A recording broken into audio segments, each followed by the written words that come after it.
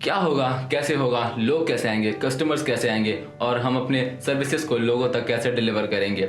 तो हमारे नीच सेलेक्ट होने के बाद अब हमें किस तरीके से सर्विस प्रोवाइड करनी है, ऐसे बहुत सारे क्वेश्चंस जिन सब का आंसर मैं आज इस वीडियो में देने जा रहा हूँ। तो हमने अपनी नीच सेलेक्ट कर ली है और अब हमें सर्विस देने की हमारी बारी आ चुकी है। तो अब हमें कुछ नॉर्म्स बनाने होंगे, कुछ एल्गोरिदम्स बनाने होंगे, क्योंकि डिसिप्लिन लाइफ में हो या बिजनेस में, दोनों में बहुत मैटर करते हैं।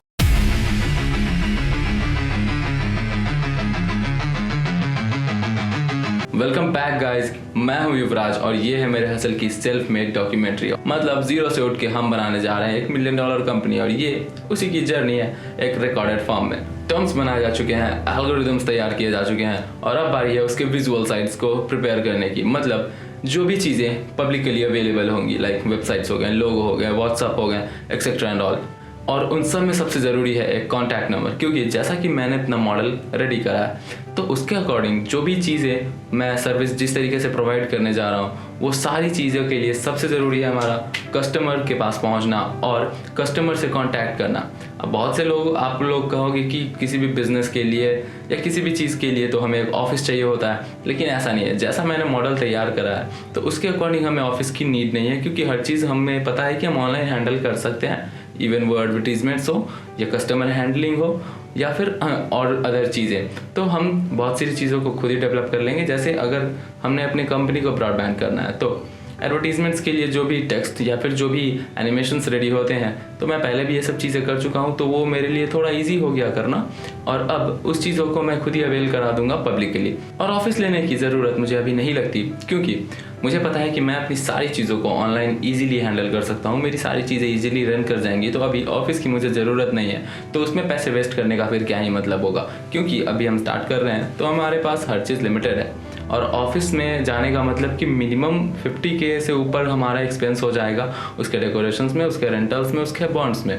तो जैसा कि मुझे पता है कि मैं हर चीज़ें आसानी से ऑनलाइन ही हैंडल कर सकता हूँ, तो ऑफिस की मुझे अभी ज़रूरत नहीं है। और ज़रूरत नहीं है तो उसमें पैसे वेस्ट करने का कोई फ़ायदा नहीं है। मैं अपनी सारी चीज़ें संभालने वाला हूँ मेरे पीजी से। जी हाँ, बिल्कुल मेरे पीजी से, मतलब जहाँ मैं रह रहा हूँ, मैं वहीं से सारी चीज़ों को संभालने जा रहा हूँ। बिज़नेस इतना भी आसान नहीं, क्योंकि बिज़नेस इन्वेस्टमेंट मांगती है और हमारे पास इन्वेस्टमेंट के नाम पे फ़िलहाल कुछ खासा ऐसा है नहीं।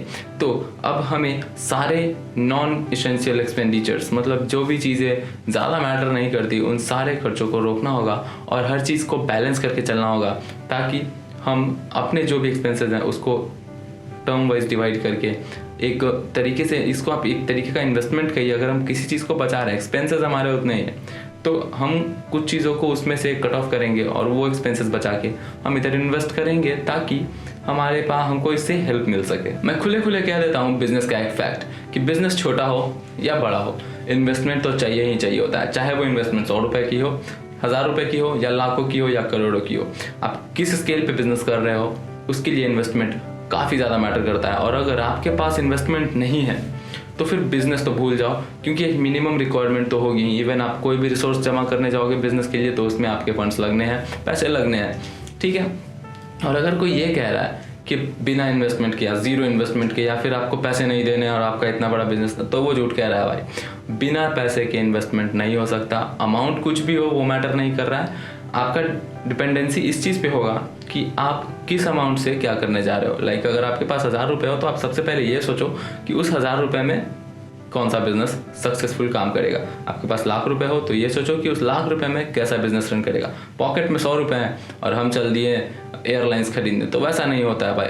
कहने को सब कह देते हैं कि मैंने जीरो से वहाँ बनाया जीरो, लेकिन नहीं, जीरो कभी बिजनेस का स्टार्ट नहीं है। जीरो से पहले आपको पहला स्टेप वहाँ लेना होता है जहाँ आपके पास वो फंड्स आए, ताकि उस पैसे से फिर आप अपने बिजनेस मॉडल को रन करने की सोच सको। हमारे कंपनी के फंड्स हमने कुछ इस तरीके से अरेंज किए हैं कि हमारे घर के आए पैसे रेंट्स में जाते हैं, फूडिंग्स में जाते हैं।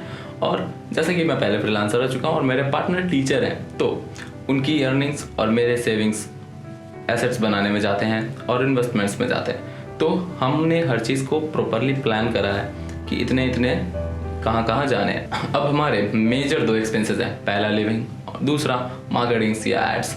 अब हमें ये कैलकुलेट करना है कि कितने इन्वेस्टमेंट पे, किस बजट पे हम क्या चीज़ एक्सपेक्ट कर रहे हैं। मतलब हमारे इन्वेस्टमेंट पे रिटर्न्स आने के चांसेस क्या है, कितना लगाएंगे, कितना वापस आएगा, उसमें से कितना हमारा प्रॉफिट मार्जिन है, एक्सेट्रा एंड ऑल। क्योंकि हमें उसी कैलकुलेशन के अकॉर्डिंग फिर लाइक अभी हम 0 to 1K जाएंगे, फिर 1K to जब 100K जाएंगे तो हमारी वही कैलकुलेशन फिर यहाँ काम आएगी कि इस लेवल पे हमने जब 30% या 40% या 50% का मार्जिन बनाया तो अगले राउंड हमारे पास किस तरीके का बजट होना चाहिए ताकि जब हम 1 to 100K स्केल करें उस टाइम हमारा मार्जिन क्या बचे और हमें नेट लगाना कितना अमाउंट है। विंग्स एजुकेशनल कंसल्टेंसी, जी हाँ, मेरी कंसल्टेंसी उठा चुकी है अपना पहला स्टेप। हमारे सारे एड्स प्रिपेयर कर लिए हमने और सारे एड्स हमने खुद ही डिज़ाइन किए हैं। अब बारी है उन सभी को मार्केट में उतारने की ताकि हमें पता चल सके कि हमारे एड्स एक्चुअली काम कर रहे हैं कि नहीं, हमारे आइडियाज़ एक्चुअली काम कर रहे हैं कि नहीं, और हम ये पता कर सकें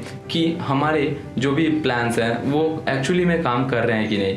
क्योंकि गलत रास्ते पे आप कितने भी आगे बढ़ जाओ रिजल्ट नहीं मिलने वाला है। तो हमारा ये भी जो मॉडल है वो एक्चुअली में मार्केट के अकॉर्डिंग फिट होगा या नहीं, वो टेस्ट करने के लिए हमने फिक्स करा 1000 रुपये का अमाउंट, और इस 1000 रुपये के अमाउंट से हम एड्स रन करवाएंगे ऑनलाइन और या ऑफलाइन, ये अभी हमने डिसाइड नहीं करा।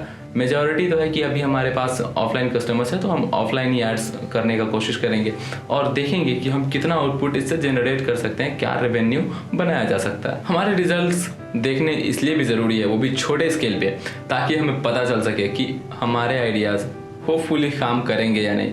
क्योंकि मान के चलो अगर हमारे आइडियाज़ काम नहीं कर रहे हैं और रिजल्ट्स नहीं आ रहे हैं तो फिर ये तो वही, तो फिर हम बार बार उसमें इन्वेस्टमेंट क्यों ही करते जाएं। ये तो, और हमें अपनी गलतियों का पता स्टार्टिंग में ही चल जाना चाहिए, क्योंकि हम गलत रास्ते पे जितना आगे बढ़ेंगे रिजल्ट्स तो नहीं आने वाले। ये तो वही बात हो गई कि हमने बायो ले ली 12th में और अब सोच रहे हैं कि हम बीटेक कर लेंगे। कितना अजीब साउंड कर रहा है ना, कि जब हमारा स्ट्रीम ही अलग है तो रिजल्ट्स हम जहाँ खोजना चाह रहे हैं वहाँ कैसे मिलेगा। उसी तरह अगर हमें जिस मार्केट को कैप्चर करना है, अगर हमारे एड्स या फिर हमारा स्टैट्स या फिर हमारी एनर्जी उस तरीके में नहीं लग पा रही है, हमने किसी और पॉइंट ऑफ व्यू से एड्स को रन कराया या फिर मॉडल बनाया और वो चीज़ कहीं और शिफ्ट हो गई, तो फिर वो चीज़ें किसी काम की ही नहीं रही। फिर हम जिसे एक्चुअली में टारगेट करना चाह रहे हैं वो चीज़ एक्चुअली में हमसे और दूर होती जा रही है, क्योंकि हम तो स्पेसिफाई या क्लासीफाई डाइवर्सिफाई होके उस तरफ जा रहे हैं जिधर हमें जाना ही नहीं था। तो हमारे बिजनेस के एक्चुअल कस्टमर्स कौन है, उन तक रीच आउट करने के लिए हमें एग्जैक्ट एंड डिफरेंट तरीके के एड्स को रन करना होगा और अलग अलग तरीके से एड्स करना होगा। ज़रूरी नहीं है कि जो हमारे कस्टमर्स ऑनलाइन बैठे हैं वो ऑफलाइन मार्केट में हमारे एड्स देखने आएंगे, जो ऑफलाइन मार्केट में है वो ऑनलाइन हमारे एड्स देखने आएंगे। तो जैसा कि हमारा कंसल्टेंसी है, तो अब कोई स्टूडेंट जो सोशल मीडिया से एकदम ही अलग हो, फिर उसके लिए हमें इंस्टाग्राम और फेसबुक एड्स या व्हाट्सएप एड्स चलाने का क्या फ़ायदा, कोई फ़ायदा नहीं होगा। वो स्टूडेंट तो फिर जहाँ जाता है अगर हम वहाँ एग्जैक्ट हिट करेंगे तभी तो वो हमारे एड्स देख के हम तक पहुँचेगा। जो पेरेंट्स जिनके पास अभी तक फ़ोन ही नहीं है, अगर हम एजुकेशनल कंसल्टेंसी चला रहे हैं तो क्या वो सोशल मीडिया पे हमें खोजेंगे? जी नहीं, वो हमें वहाँ खोजेंगे जहाँ एक्चुअली में उनको नीड दिखती है, जैसे इसकी स्कूल्स हो गए, कोचिंग्स हो गए, या फिर ऐसे एरिया जहाँ पे एजुकेशन होता है। अगर कोई स्टूडेंट हमें डायरेक्टली हायर करना चाहता है तो वो हमें कहाँ खोजेगा?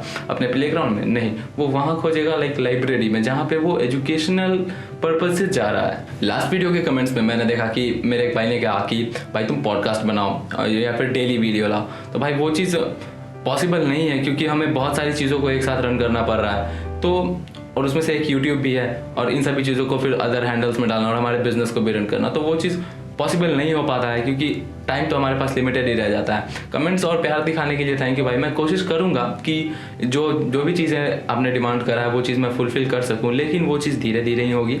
और इस एपिसोड को पूरा देखने के लिए thank you. Have a nice day.